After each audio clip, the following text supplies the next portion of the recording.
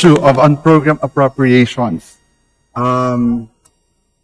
This has been very tumultuous and challenging times politically for many institutions in government. And we have seen how unprogrammed appropriations budget can be a conduit of irregularities and corruption. Nakita natin kung paano ito ginagamit para mabudgetan ng flood control at iba pang mga duplicate infrastructure project. Kaya nga po, marami ang nananawagan na dapat i-zero out ito. What are the thoughts of the good secretary of the DBM on this particular proposal from our citizens?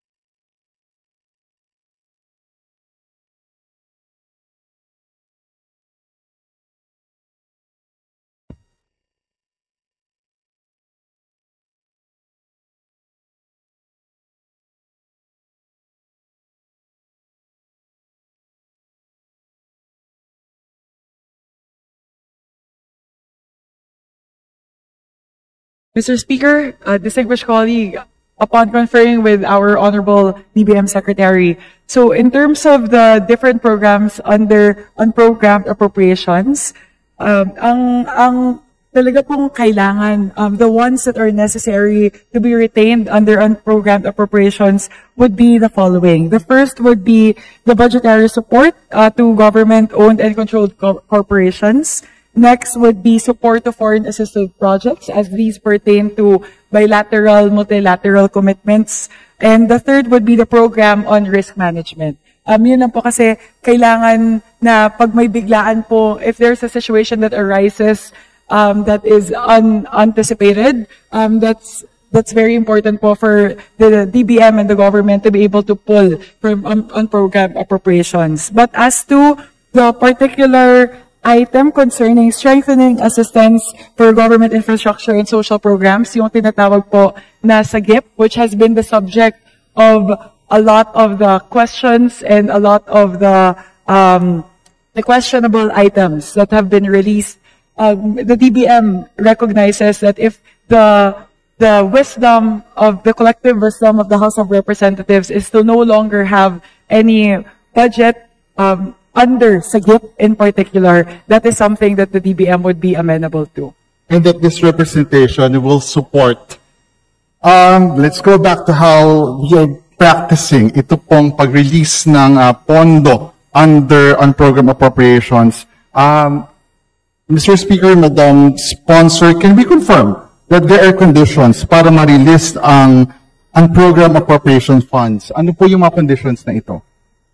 That is correct. Mr. Speaker, distinguished colleague, the first very important condition is that there has to be a special budget request emanating from the head of the agency. And after that po, there are other relevant budgetary requirements that would need to be attached to that. And there also has to be particular conditions for the different types of programs.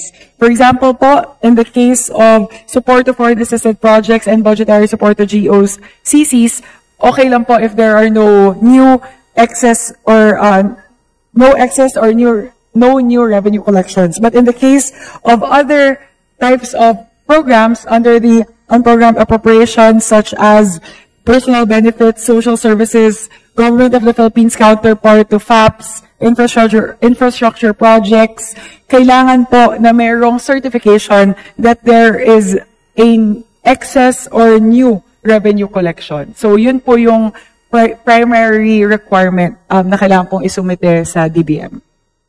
Sino po ang magde-determine if the conditions and the requirements were fulfilled para ma-release ang mga unprogrammed appropriations?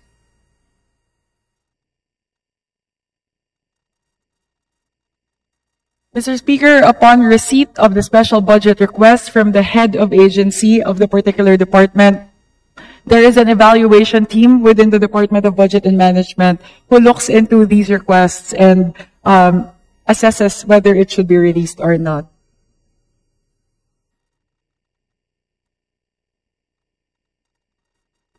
So with regard to the specifics as to how the evaluation team looks into it, so the DBM Bureau Service Office, or the BSO concerned, shall evaluate the agency special budget request pursuant to existing evaluation parameters, such as alignment, shovel readiness, absorptive capacity, fiscal position, and prioritization, and review the submissions versus the documentary requirements stated as mentioned earlier, to determine one of the following recommendations. So, tatlo po yung pwede nila maging desisyon.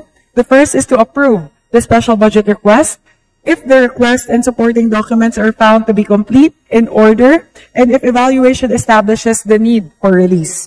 The second po would be to disapprove it if the request does not meet the required criteria. And the third would be to return it to the agency if the request is lacking in required documents. Marami pong salamat, distinguished sponsor, Mr. Speaker. Pasensya na po, pero I just have to ask this question to emphasize a very important point. Sino nga po uli ang may power of the purse? As per the Constitution po, it will be the Congress. It is the Congress. Pero sa napakalaking ang program appropriations po nitong mga nakakaraang taon, na halos kasing laki na ng program appropriations, parang hindi na Kongreso ang lumalabas na may power of the purse. Parang DBM na yata. Para pong na-delegate sa DBM ang power of the purse. Kaya nga po napapakamot na lang tayo ng ulo na paano nakalusot sa DBM ang pag-release na napakalaking flood control projects under ang program appropriations. A question that we have been asking time and again since the beginning of this budget cycle. And I'm sure that the answer will not come today, but it will be the outcome of the many investigations that are being done.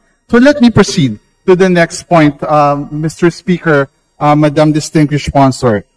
The biggest budget line under our program appropriations, as mentioned earlier, is the support to foreign assistance projects. Nabanggit na po yung amount kanina, pero just for the recollection of this representation, magkano nga po ang inilaan natin dito?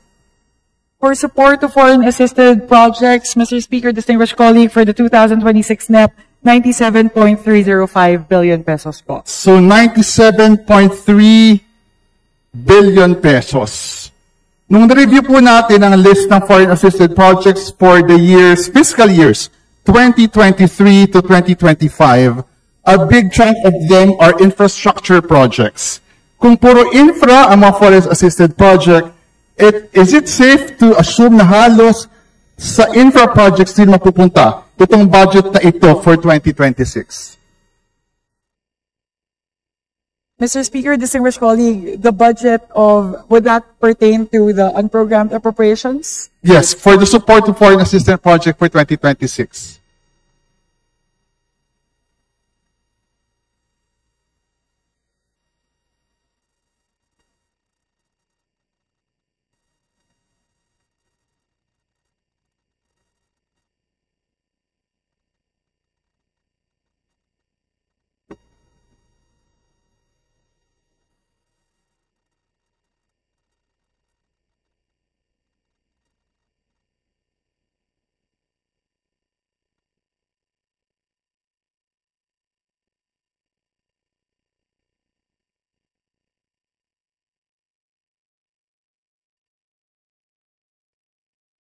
Mr. Speaker, distinguished colleague, I have here the list of foreign assisted projects that are programmed.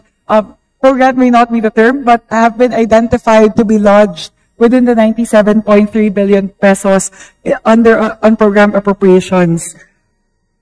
Yes, we recognize that a lot of these relate to infrastructure projects. However, there are also projects that are geared towards different agencies in different sectors. Halimbawa po, under DAR, while this is also an infrastructure project, it's a a bridge that would be built for the benefit of farmers. Ang tawag po dito, pang-araying tulay para sa bagong bayanihan ng magsasaka. That amounts to about 1.9 billion pesos. Apart from those lodged within DPWH and DOTR that are mostly infrastructure projects, there are also projects amounting to 33.7 billion under the DSWD. So these are a majority of this actually po is what we call reducing food insecurity and undernutrition with electronic vouchers refuel project. So 24.1 billion pesos po yun. Meron din pong panahon ng pagkilos Philippine Community Resilience Project or the PCRP amounting to 9.5 billion pesos. So if we look at the breakdown, and this is something that we could also share with our distinguished colleague, there are big ticket items here.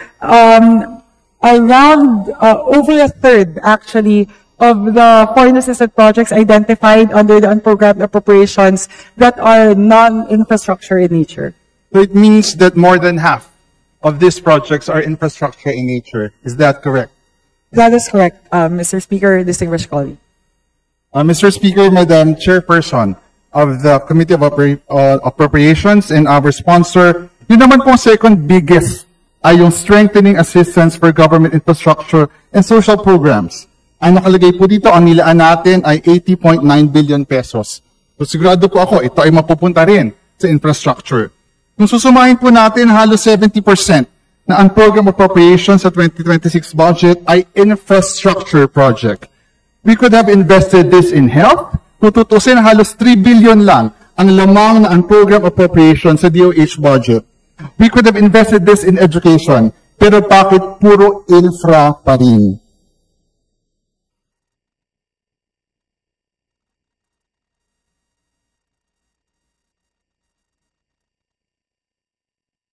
Mr. Speaker, distinguished colleague, upon conferring with the DBM, and this is something that we could look further into, kasi dalawa po yung pwedeng ipasok sa SAGIP. The first would be the social programs and the second would be infrastructure.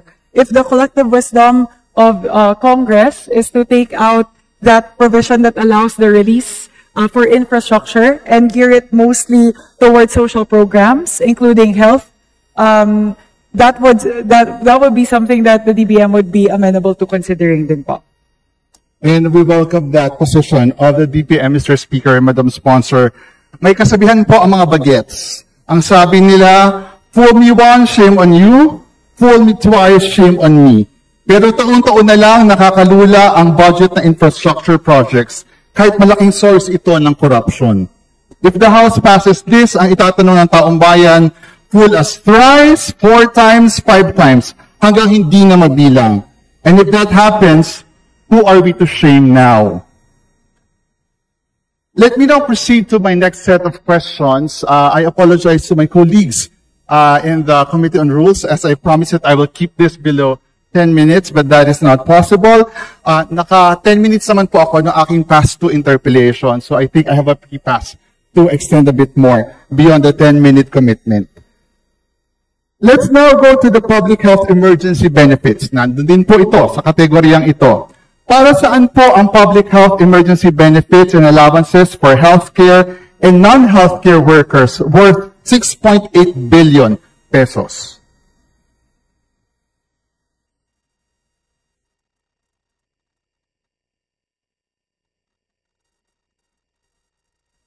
Mr. Speaker, distinguished colleagues, so that particular item, public health emergency benefits and allowances for healthcare and non-healthcare workers amounting to around 2 billion pesos.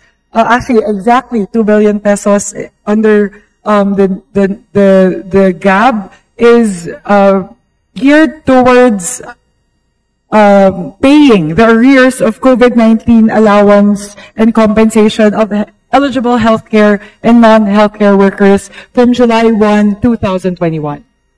From July 1, 2021. So ito po ay utang ng gobyerno sa mga healthcare workers at non-healthcare workers nung panahon pa ng COVID. Is that correct, Madam Sponsor, Mr. Speaker?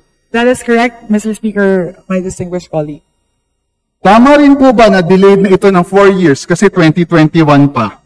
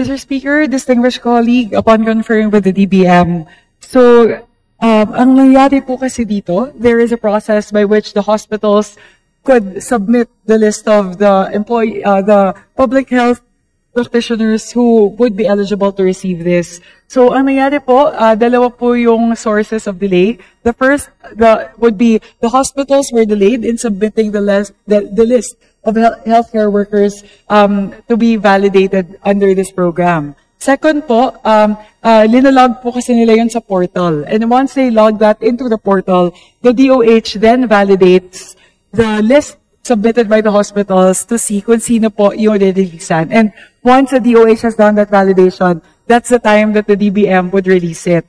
Actually po, the 2 billion indicated here would be the last tranche na siya. Because in previous years, the DBM has actually already released 127 billion pesos towards public health emergency benefits and allowances. So, ito po 2 billion pesos po, natira na lang po ito, but most of the allowances have been paid in prior years. So, 127 billion pesos in total to be exact po. We are asking these questions, Mr. Speaker, Madam Sponsor, because it's both a fiscal and moral responsibility to the frontliners who bravely stood with us, protected us during the pandemic. And this is one concern that we should always be mindful of, because it is telling of how underwhelming our appreciation of our healthcare workers is. As closing, Madam Sponsor, Mr. Speaker, my dear colleagues, I reiterate and share the call to zero out on program appropriations until we ensure that our institutions are fully equipped to operate with transparency, accountability, and immunity from corruption. Huwag na nating payagan na patuloy na abusuhin ang kaban ng bayan, at simulan na po natin ngayon dito po sa ating kapulungan. Marami pong salamat at mabuhay kayong lahat. Thank you very much po, Mr. Speaker, and thank you very much to the Honorable Percy Danya for the interpellation. We will take those into consideration. Again, primarily the point that has been raised with regard to potentially taking out infrastructure from the allowable purposes under, hindi na siya sagip po yung tawag, maging SAGS na lang.